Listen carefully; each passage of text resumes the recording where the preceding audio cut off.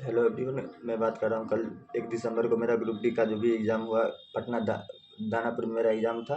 और इससे पहले भी मैंने रेलवे के कई सारे एग्ज़ाम दिए हैं, तो इस बेसिस पे मैं बता रहा हूँ कल का क्वेश्चन कैसा था।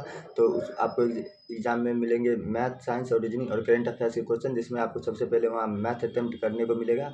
मैथ्स में टोटल 25 क्वेश्चन थे। 25 क्वेश्चन में टोटल आपको कुछ 17 से 18 क्वेश्चन ऐसे थे जो कि आप नॉर्मल बना सकते थे, और 5 से 7 क्वेश्चन ऐसे थे जिसको अगर आप मतलब अगर ज़्यादा टाइम ले रहे थे, जो दशमलव वाले संख्या थे, जैसे 0.0118 के क्यू ऊपर में दिया था, माइनस फिर 0.21 का स्क्वायर दिया था, बटन ऐसे करके क्वेश्चन थे। और उसको अगर आप अटेम्प्ट करते हैं तो फिर आपको जो दोबारा समय चाहते हैं कि दोबारा समय बचे, तो मैं लास्ट में इस क्वेश्चन को कर लूँगा, तो दोबारा मतलब समय नहीं बच रहा था। और 5 से 7 क्वेश्चन ऐसे थे जो हार्ड थे। और एडवांस की टोटल बात लीजिएगा कि एडवांस से कितने क्वेश्चन आ रहे हैं। एडवांस से नॉर्मल से 3 से 4 क्वेश्चन ही आ रहे हैं। रेलगाड़ी से 3 से 4% पूछ रहे हैं, लेकिन अगर आप मतलब कैलकुलेशन जिसका सही है वो सही से कर लेगा। और उतना भी ज़्यादा हार्ड क्वेश्चन नहीं पूछे जा रहे थे मैथ के। और मतलब नॉर्मल ही क्वेश्चन थे मैथ से। बाद बाकी रेशियो प्रोपोर्शन के एक क्वेश्चन हार्ड थे, इसमें मतलब क्वेश्चन नॉर्मल ही पूछे जा रहे थे, बट थोड़ा कैलकुलेटिव पूछे जा रहे हैं। और आप कैलकुलेशन जिनका सही है वो सही से बना लेंगे। और फिर उसके बाद साइंस की बात करें तो साइंस में जिसका लुसेंट बुक भी कवर है वो साइंस बहुत अच्छे से कर लेगा। लुसेंट बुक में आपका अगर अलैंगिक जनन जो भी यूट्यूब पर करा रहे हैं उसमें से डायरेक्ट क्वेश्चन नहीं आ रहे हैं, बट उसके उदाहरण एग्जाम्पल में जो देते हैं एग्जाम्पल में से पूछा जा रहा है। और उतना भी हार्ड क्वेश्चन नहीं है कि हाँ साइंस ये टीचर से पढ़ ले, ये टीचर से नहीं न्यूमेरिकल जो क्वेश्चन करता है ग्रुप डी में ज़्यादा पूछे जाते हैं, न्यूमेरिकल क्वेश्चन नहीं है। 1-2 क्वेश्चन है वो आपसे नॉर्मल बन जाएंगे।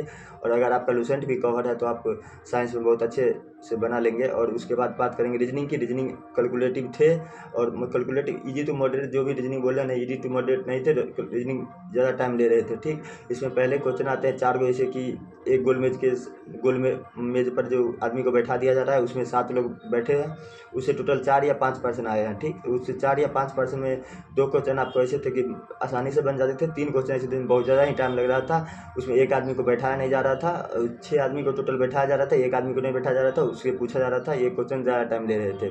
तो आप सबसे पहले ये इसमें देख के जा सकते हैं, रैंकिंग से 2 से 3 प्रश्न पूछे जा रहे हैं। रैंकिंग है नॉर्मल, बट रैंकिंग से भी हार्ड शिफ्ट पूछ रहे हैं। जो भी सर अभी देखिएगा यूट्यूब पे तो करा रहे हैं कि नहीं ये बाएँ से इतने सौ रुपये, दाएँ से इतने सौ रुपये, उसे नहीं पूछे जा रहे हैं।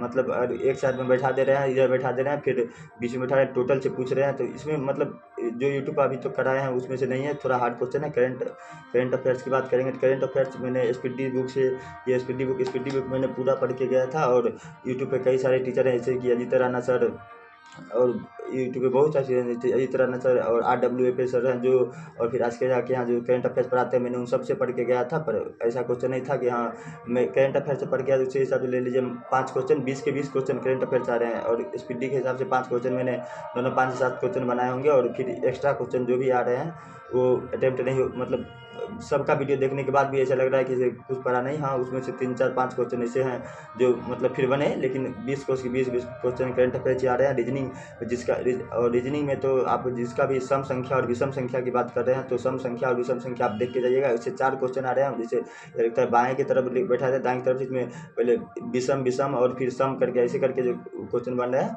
इसमें आपको सम संख्या ज़्यादा ही अधिकतर दे रहा है। कोई सम दे रहा है ज़्यादा तो कोई विषम ज़्यादा दे रहा है, तो उसमें आपको पहचानने में प्रॉब्लम करेंगे। इससे आपको सबसे बढ़िया है कि आप सम संख्या विषम संख्या 1 से 10 तक ही जो भी हो बढ़िया से देख के जाइएगा, ताकि एग्जाम में जब प्रेशर आता है तो भूल जाते हैं, इसीलिए पहले से आप देख के जाइएगा। और मैथ की बात करें, मैथ इतना ज़्यादा नॉर्मल नहीं थे, बट ठीक थे। ऐसा नहीं था कि आप अटेम्प्ट नहीं कर, जिनका कैलकुलेशन ठीक होगा वो मैथ में 25 में टोटल नहीं तो 20 भी अटेम्प्ट करके जरूर आएंगे, 20-22 अटेम्प्ट करके आएंगे। और साइंस नॉर्मल था। अगर SPD से पढ़ के जा रहे हैं तो आप साइंस का आपका हो जाएगा।